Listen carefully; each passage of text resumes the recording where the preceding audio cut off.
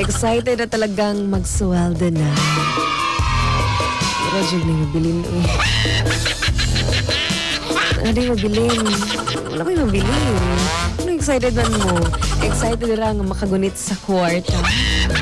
Excited makagunit sa tustig kaayo nga blue bills. Ipay-pay dayon, no? Pilas. Hala pag-walo. Ano ba dyan magdugay sa atong mga kamot? Na igo rabaya gid mo labay? Igo ra gid siya mo labay sa atong mga kamot. Igo ra gid ipa-feel kung unsa kanindot ang feeling makagunit og tiglibo-libo nga kwarta. Ya pagkaugma ni ana, pagkaman mo bayad sa imuhang bills, sa imuhang mga utang, wala na dayon. So unsa may nahibilin nimo? Sinsilyo? O unsa nabilin sa imuha diha? Kagwapa. Wow, ganda-gandahan. Ganda-gandahan pero pagod na.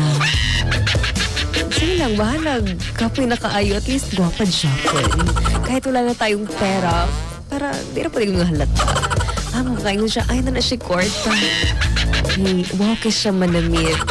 Di nga pasabot nga, bikig wow lang manamit, no? Nana din kwarta. Di ba parang presentable lang gid kaayo?